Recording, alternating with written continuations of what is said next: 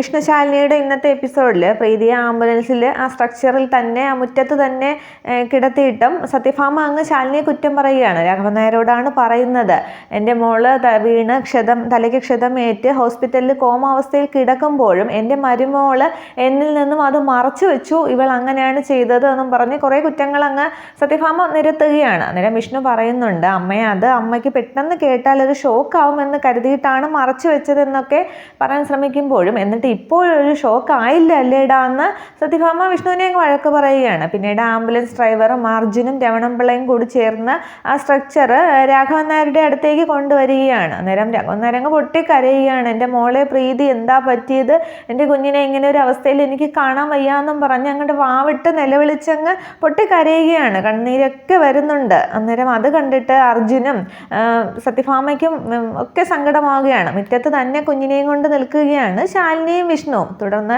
എൻ്റെ മോളെ ഇങ്ങനെ ഒരു അവസ്ഥയിൽ എനിക്ക് കാണണ്ട, കൊണ്ടുപോയിക്കോ, അകത്തേക്ക് കൊണ്ടുപോയിക്കോ എന്ന് രാഘവൻ നായർ ആകെ അങ്ങ് സങ്കടപ്പെട്ട് പറയുമ്പോൾ അർജുൻ അങ്ങ് അത് അകത്തേക്ക് കൊണ്ടുപോകുന്നുണ്ട്. തുടർന്ന് ഭാമയെ നമ്മുടെ മോള് എന്നും പറഞ്ഞ് സത്യഭാമയുടെ കൈ പിടിക്കുകയാണ് രാഘവൻ നായർ. അന്നേരം അവർ അവിടെ നിന്ന് കരയുകയാണ്. രാഘവൻ നായരെ ആശ്വസിപ്പിക്കാനായിട്ട് ആരുമില്ല, എല്ലാവരും അങ്ങ് അകത്തേക്ക് കയറി പോകുന്നുണ്ട്. അതേസമയം വിഷ്ണുവും ശാലിനിയും മുറ്റത്ത് തന്നെ നിൽക്കുകയാണ്. തുടർന്ന് രാഘവൻ നായരുടെ വെപ്രാളവും പരവേശവും ആ സങ്കടാവസ്ഥയും ഒക്കെ കണ്ടിട്ട് സഹിക്കാൻ പറ്റാതെ ശാലിനി കുഞ്ഞിനെയും കൊണ്ട് രാഘവൻ നായരുടെ അടുത്തേക്ക് ചെല്ലുകയാണ്. പക്ഷേ വിഷ്ണു അകത്തേക്ക് കയറുന്നില്ല. വിഷ്ണു ആംബുലൻസിൽ അങ്ങ് ചാരി തന്നെ സങ്കടത്തോടെ നിൽക്കുകയാണ്. തുടർന്ന് ശാലിനിയുടെ കയ്യിലിരിക്കുന്ന കുഞ്ഞിനെ ഇങ്ങനെ രാഘവൻ നായർ തലോടുമ്പോൾ ശാലിനി കുഞ്ഞിനെ രാഘവൻ നായരുടെ മടിയിലേക്ക് വെച്ച് കൊടുക്കുന്നുണ്ട്. ഒരു കൈ കൊണ്ട് രാഘവൻ നായർ കുഞ്ഞിനെ പിടിക്കുകയാണ്. എന്ത് തെറ്റ് ചെയ്തിട്ടാണ് എൻ്റെ കുഞ്ഞിന് ഈ ഗതി വന്നത് എന്നും പറഞ്ഞ് കുഞ്ഞിനെയും ചേർത്ത് പിടിച്ച് രാഘവൻ നായർ അങ്ങ് കരയുകയാണ്. ആ സങ്കടാവസ്ഥ ശാലിനി അങ്ങ് നോക്കി നിൽക്കുന്നുണ്ട്. മുറ്റത്ത് നിന്ന് വിഷ്ണുവും അത് നോക്കി നിൽക്കുകയാണ്. സങ്കടകരമായൊരു സീൻ തന്നെയാണത്. കുഞ്ഞിനെയും ചേർത്ത് പിടിച്ചങ്ങ് രാഘവൻ നായർ അങ്ങ് പൊട്ടിക്കരയുന്നുണ്ട്. ഇതേസമയം പ്രീതിയെ റൂമിൽ ബെഡിൽ കിടത്തിയ ശേഷം കൂടെ ഇരിക്കുകയാണ് സത്യഭാമ. ആകെ സങ്കടപ്പെട്ടാണ് സത്യഭാമ ഇരിക്കുന്നത്. തുടർന്ന് പ്രീതിയുമായിട്ടുള്ള നല്ല നല്ല നിമിഷങ്ങളും അമ്പലത്തിൽ പോകുന്നതും പ്രീതിയുടെ സീമന്തം നടത്തിയതും ഒക്കെയായ കാര്യങ്ങളൊക്കെ ഓർത്ത് സത്യഭാമ അങ്ങ് സങ്കടപ്പെടുകയാണ്. അതിനുശേഷം പ്രീതിയുടെ കൈ പിടിച്ച് ഭാമ പറയുന്നുണ്ട്, ഇനി എൻ്റെ മോൾക്ക് വേണ്ടി അമ്മ ഒരിക്കലും കരയില്ല. കൂടെ നിന്ന് ചിരിച്ച് കാട്ടിയവരെയൊക്കെ വിശ്വസിച്ചതാണ് അമ്മ ചെയ്ത തെറ്റ്. എല്ലാവരെ കൊണ്ടും എൻ്റെ മോൾക്ക് ഈ അവസ്ഥ വരുത്തിയ എല്ലാവരെ കൊണ്ടും ഈ അമ്മ കണക്ക് പറയിപ്പിക്കുക തന്നെ ചെയ്യും. എൻ്റെ മോള് വീണാൽ അമ്മയുടെ പകുതി ബലം പോയി എന്നാണ് എല്ലാവരും കരുതിയിരിക്കുന്നത്. അത് ഞാൻ എന്തായാലും അങ്ങനെ നടക്കില്ല. എല്ലാവരെ കൊണ്ട് ഞാൻ കണക്ക് ചോദിക്കും. പണവും പദവിയും അധികാരവും ഒക്കെ ഉള്ളവർ എല്ലാവരെയും കണ്ണടച്ച് വിശ്വസിക്കരുത് എന്നൊരു പാഠം ഞാൻ ഇതിൽ നിന്നും പഠിച്ചു എന്നൊക്കെ പറഞ്ഞ് സത്യഭാമ പ്രീതിയോടങ്ങ് സംസാരിക്കുകയാണ്. അതേസമയം പ്രീതിയുടെ കണ്ണൊക്കെ നിറയുന്നുണ്ട്. തുടർന്ന് എല്ലാവരെ കൊണ്ടും കണക്ക് പറയിപ്പിക്കും എന്ന് പറഞ്ഞ് വീണ്ടും പ്രീതിയെ ഷീറ്റൊക്കെ എടുത്ത് മുടിയ ശേഷം പ്രീതിയുടെ കയ്യിലും നെറ്റിയിലും ഒക്കെ ഉമ്മ കൊടുക്കുന്നുണ്ട് സത്യഭാമ.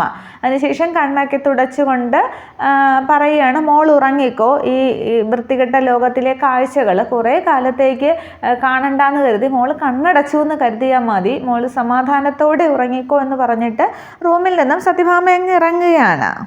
ഇതേസമയം വിഷ്ണു അകത്തേക്ക് കയറിയിരുന്നില്ല. വിഷ്ണു ആണെങ്കിൽ ഉമ്മറത്ത് തന്നെ ഇരുന്ന് ശാലിനിയെ സത്യഭാമ അടിച്ചതും വഴക്ക് പറഞ്ഞതും പിന്നീട് തന്നെ ആശുപത്രിയിൽ വെച്ച് വഴക്ക് പറഞ്ഞതും വീട്ടിലെത്തിയപ്പോൾ ആംബുലൻസിൽ നിന്ന് പ്രീതി ഇറക്കാൻ നോക്കിയപ്പോൾ തുടരുത്, അമ്മയെ ചതിച്ച മകനാണ് എന്നൊക്കെ പറഞ്ഞതൊക്കെ ഓർത്ത് വിഷ്ണു ആണെങ്കിൽ ആകെ സങ്കടപ്പെട്ട് കണ്ണീരൊക്കെ ഒലിക്കുന്നുണ്ട്. അങ്ങനെ അവിടെ ഇരിക്കുമ്പോഴാണ് ശാലിനി അങ്ങ് അകത്തു നിന്നും പുറത്തേക്ക് ഇറങ്ങി വരുമ്പോൾ അവിടെയൊക്കെ നോക്കുമ്പോൾ വിഷ്ണുവിനെ അവിടെ ഇരിക്കുന്നത് കാണുന്നുണ്ട്. തുടർന്ന് വിഷ്ണുവിൻ്റെ അടുത്തേക്ക് ശാലിനി വരികയാണ്. അന്നേരം വിഷ്ണുവിൻ്റെ മുഖത്ത് നോക്കുമ്പോൾ ആ കണ്ണീരൊക്കെ ഒലിച്ച് കലങ്ങിയ കണ്ണൊക്കെ കാണുമ്പോൾ ശാലിനിക്കും സങ്കടമാവുകയാണ്.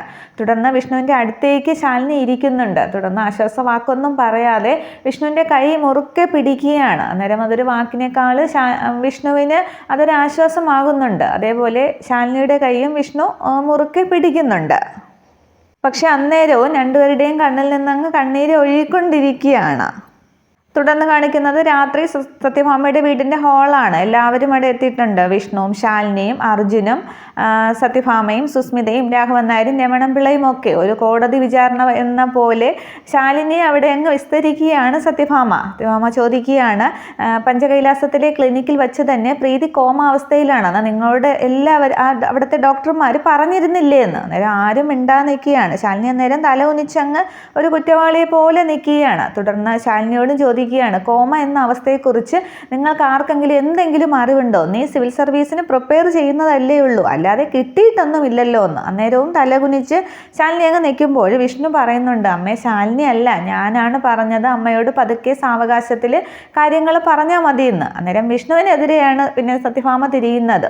കല്യാണം കഴിഞ്ഞ ശേഷം ഭാര്യയെ രക്ഷിക്കുക എന്നുള്ളതാണല്ലോ എൻ്റെ മകൻ്റെ ഏറ്റവും പ്രധാനപ്പെട്ട ജോലി. ഇവളാണെങ്കിൽ ഓരോരോ കുഴപ്പങ്ങൾ അങ്ങോട്ട് ഉണ്ടാക്കിക്കൊണ്ടേയിരിക്കും, നിനക്ക് അതിന് തടയിടലാണ് നിൻ്റെയും ജോലി എന്ന് പറഞ്ഞ് വിഷ്ണുവിനെയും അങ്ങ് വഴക്കു പറയുകയാണ്. അതൊക്കെ കേട്ട് സന്തോഷത്തോടെ നിൽക്കുകയാണ് സുസ്മിത. തലയ്ക്ക് ക്ഷതമേറ്റ പ്രീതിയെ എത്രയും പെട്ടെന്ന് നല്ലൊരു ഹോസ്പിറ്റലിൽ എത്തിച്ചിരുന്നെങ്കിൽ അവൾക്ക് ഈ അവസ്ഥ ഉണ്ടാവില്ലായിരുന്നു. ജർമ്മനിയിലോ ജപ്പാനിലോ റഷ്യയിലോ എവിടെയെങ്കിലും കൊണ്ടുപോയിരുന്നെങ്കിൽ അവൾ സുഖമാകുമായിരുന്നു. അതിന് സത്യഭാമയുടെ പണം മുഴുവൻ ഞാൻ ചിലവാക്കിയാണ്. ആ പണം ഇപ്പോഴും നിൻ്റെ കാൽക്കൽ മുൻപിൽ ഞാൻ വയ്ക്കാം. എൻ്റെ പ്രീതിയെ പഴയ അവസ്ഥയിൽ തിരിച്ചു തരാൻ കഴിയുമോ എന്ന് ഇങ്ങനെ ശാലിനിയെ പിടിച്ചു കുലുക്കി ഭാമ ചോദിക്കുകയാണ്. അന്നേരവും ഒരു ഉത്തരവും ഇല്ലാതെ അങ്ങ് ശാലിനി നിൽക്കുകയാണ്. തുടർന്ന് സത്യഭാമ പറയുന്നുണ്ട്, അറിവില്ലാത്ത കാര്യങ്ങളിൽ വെറുതെ ഇടപെട്ട് വലിയ ആളാവാൻ നിൽക്കരുത്. നിന്നെ ഞാൻ കുറ്റം പറയില്ല. കുടുംബശ്രീ ഹോട്ടലിലെ ചായപ്പുരയ്ക്ക് അപ്പുറത്ത് നിന്ന് കഷായം കാച്ചുന്ന നാരായണൻ വൈദ്യനല്ല ഈ ലോകത്തെ ഏറ്റവും വലിയ ഡോക്ടർ, അതിനേക്കാൾ മുകളിലുള്ള ആൾക്കാരുണ്ട് എന്നിങ്ങനെ സത്യഭാമ അങ്ങ് കുറ്റപ്പെടുത്തുകയാണ്. അന്നേരം എന്താ ഭാമയെ പഴയ കാര്യങ്ങളൊക്കെ എങ്ങനെ വിളിച്ച് പറയുന്നതെന്ന് രാഘവൻ നായർ ചോദിക്കുകയാണ്. അന്നേരം പഴയ കാര്യങ്ങളൊന്നുമല്ല, പുതിയ കാര്യങ്ങൾ തന്നെയാണ് പറയുന്നത്. പ്രീതിയെ ഞാൻ എന്തായാലും സുഖപ്പെടുത്തുക തന്നെ ചെയ്യും. രാഘവേട്ടൻ ഡോക്ടർ അബ്ദുൽ ഖാദർ എന്ന് കേട്ടിട്ടുണ്ടോ എന്ന് ചോദിക്കുകയാണ്. അന്നേരം കേട്ടിട്ടുണ്ടോയെന്നോ, ഈ ലോകത്തിലെ തന്നെ ന്യൂറോളജിയിൽ ജീവിച്ചിരിക്കുന്നതിൽ വെച്ച് ഏറ്റവും മിടുക്കനായ ഡോക്ടറല്ലേ, അതും മലയാളി എന്നിങ്ങനെ പറയുകയാണ്. അന്നേരം ആ ഡോക്ടർ പേര് കേൾക്കുമ്പോൾ വിഷ്ണുവും ശാലിയും അർജുനും അങ്ങനെ പരസ്പരം നോക്കുകയാണ്. അന്ന് ഹോസ്പിറ്റലിൽ വെച്ച് ഡോക്ടർ ഹെലൻ ആ ഡോക്ടറെ കുറിച്ച് സംസാരിച്ചിരുന്നല്ലോ. തുടർന്ന് രാഘവൻ നായർ പറയുകയാണ്, ഡോക്ടർ എഴുതിയ ആർട്ടിക്കിളും ലേഖനങ്ങളും ഒക്കെ ഞാൻ വായിച്ചിട്ടുണ്ട്, നല്ല ചികിത്സാ രീതിയാണ് എന്നിങ്ങനെ പറയുമ്പോൾ സത്യഭാമ പറയുകയാണ്, ആ ഡോക്ടർ വരും, എൻ്റെ പ്രീതി മോളെ ചികിത്സിക്കാനായിട്ട് ഡോക്ടർ വരും. ഡോക്ടർ ഏറ്റെടുത്ത ഒരു കേസും ഇന്നേ വരെ തോറ്റിട്ടില്ല. ഞാൻ ഡോക്ടറെ ഒന്ന് വിളിച്ചു നോക്കട്ടെ, അദ്ദേഹം എസ് മോളിയാൽ നമ്മൾ രക്ഷപ്പെട്ടു എന്ന് പറയുമ്പോൾ രാഘവൻ നായർക്കും വിഷ്ണുവിനും ശാലിനിക്കും അർജുനും ഒക്കെ ആശ്വാസമാകുകയാണ്. പക്ഷെ അന്നേരം ആകെ ടെൻഷനോടെ നിൽക്കുകയാണ് സുസ്മിത. തുടർന്ന് സത്യഭാമ ഡോക്ടറോട് ഫോണിൽ സംസാരിക്കുകയാണ്. അന്നേരം പ്രീതി സംസാരിച്ച് തുടങ്ങിയാൽ അന്നത്തെ സംഭവങ്ങൾ മുഴുവൻ പ്രീതി എല്ലാവരോടും പറയുമല്ലോ, ഞാൻ ആകെ കുടുങ്ങുമല്ലോ എന്നൊക്കെ സുസ്മിത അങ്ങനെ സംശയിച്ച് നിൽക്കുകയാണ്. തുടർന്ന് ഫോൺ വെച്ച ശേഷം ഭാമ രാഘവൻ നായരോട് പറയുന്നുണ്ട്, ഡോക്ടർ ഇപ്പോൾ ജർമ്മനിയിലാണ്, അവിടെ ഒരു മെഡിക്കൽ കോൺഫറൻസ് എന്ന്. അന്നേരം രക്ഷപ്പെട്ടു, സമാധാനമായി എന്ന് സുസ്മിത ചിന്തിക്കുമ്പോൾ ആകെ അങ്ങ് ഡോക്ടർ വരില്ല എന്നുള്ളൊരു ഇതിൽ നിരാശനാവുകയാണ് രാഘവൻ നായർ. പക്ഷേ ഭാമ പിന്നീട് പറയുകയാണ്, ഇന്ന് രാത്രി മടങ്ങും, നാളെ എയർപോർട്ടിൽ നമ്മുടെ കാറുണ്ടായി മതി, നേരെ അദ്ദേഹം ഇങ്ങോട്ട് വരും എന്നിങ്ങനെ പറയുമ്പോൾ രാഘവൻ നായർക്കും വിഷ്ണുവിനും ശാലിനിക്കും അർജുനും ഒക്കെ ആശ്വാസമാവുകയാണ്. പക്ഷെ വീണ്ടും ടെൻഷനിലാവുകയാണ് സുസ്മിത. തുടർന്ന് ഭാമ വീണ്ടും രാഘവൻ നായരോട് പറയുന്നുണ്ട്, എയർപോർട്ടിലെ ഫ്ലൈറ്റ് ലാൻഡ് ചെയ്യുമ്പോൾ നമ്മുടെ കാർ അവിടെ ഉണ്ടാവണം, മണിക്കൂറിന് ലക്ഷങ്ങൾ വിലയുള്ള ഡോക്ടറാണെന്ന്. അന്നേരം അതൊക്കെ ഞാൻ ഏർപ്പാടാക്കാം, എന്നിട്ട് പിള്ളെ എന്ന് വിളിക്കുകയാണ് രാഘവൻ നായർ. അന്നേരം എല്ലാം ഞാൻ ചെയ്തോളാമെന്ന് പിള്ള പറയുന്നുണ്ട്. അന്നേരം ഇപ്പോഴാണ് ഒരു ആശ്വാസമായത് എന്നിങ്ങനെ രാഘവൻ നായർ പറയുകയാണ്. ഇതേ സമയം ഇനിയിപ്പോൾ എന്ത് ചെയ്യുമെന്നുള്ള ഒരു ഉദ്ദേശത്തിൽ സുസ്മിത നിന്നിട്ട് സുസ്മിത അങ്ങ് പ്രീതിയുടെ അടുത്തേക്ക് അങ്ങ് മുകളിലേക്ക് കയറി പോവുകയാണ്. അത് ശാലിനി ശ്രദ്ധിക്കുന്നുമുണ്ട്. തുടർന്ന് ഇനി നമ്മുടെ മോള് എഴുന്നേറ്റ് നടക്കും എന്നൊക്കെ പറഞ്ഞ ശേഷം അർജുനോട് സത്യഭാമ പറയുകയാണ്, പ്രീതിക്കും കുഞ്ഞിനുമൊപ്പം ഒരാഴ്ച കഴിഞ്ഞ് ഗുരുവായൂർ കുളിച്ച് തൊഴാനായിട്ട് നീ തയ്യാറായിക്കോ, പ്രീതിക്കുള്ള വഴിപാടാണ് അത് എന്നിങ്ങനെ അർജുനോട് പറയുമ്പോൾ അർജുൻ അത് തലവലിക്ക് സമ്മതിക്കുകയാണ്. അന്നേരം ആകെ ആശ്വാസത്തിൽ നിൽക്കുകയാണ് വിഷ്ണു ശാലിനിയും ഒക്കെ. അന്നേരവും സത്യഭാമ ഇങ്ങനെ ശാലിനി രൂക്ഷമായിട്ട് നോക്കുകയാണ്. പക്ഷേ ശാലിനി അതൊന്നും ശ്രദ്ധിക്കുന്നില്ല. ശാലിനിയുടെ ശ്രദ്ധ മുഴുവൻ സുസ്മിത മുകളിലേക്ക് കയറിപ്പോയതിലാണ്. ഇതേസമയം പ്രീതിയുടെ റൂമിലേക്ക് ചെല്ലുന്ന സുസ്മിത പ്രീതിയോട് സംസാരിക്കുകയാണ്. പ്രീതി, നീ അറിഞ്ഞില്ലേ, നിന്നെ ചികിത്സിച്ച് ഭേദമാക്കാനായിട്ട് ഒരു ഡോക്ടർ വരുന്നുണ്ട്, ഡോക്ടർ അബ്ദുൽ ഖാദർ, അമേരിക്കയിലൊക്കെ പോയി പഠിച്ച വലിയ ഡോക്ടറാണ് എന്ന് പറഞ്ഞിട്ട് പ്രീതിയുടെ തല വെച്ചിരുന്ന തലവണ അങ്ങ് വലിച്ചെടുക്കുകയാണ്. അന്നേരം പ്രീതിയുടെ തലയങ്ങ് താഴോട്ട് ആവുന്നുണ്ട്. തുടർന്ന് ആ തലവണ എടുത്ത് പ്രീതിയുടെ മുഖത്തേക്ക് അങ്ങ് അമർത്തുകയാണ്. ഒരു ദേഷ്യ ഒരു കൊലയാളിയെ പോലെ തന്നെ സുസ്മിത തലയണ കൊണ്ട് പ്രീതിയുടെ മുഖത്തേക്ക് അമർത്തുന്നു. ഇത്രയും ആകുമ്പോൾ ഈ എപ്പിസോഡ് അവസാനിക്കുകയാണ്. ഇനിയിപ്പോൾ ശാലിനി വരുമോ എന്നുള്ളത് അടുത്ത എപ്പിസോഡിൽ കാണാം. Okay, thank you.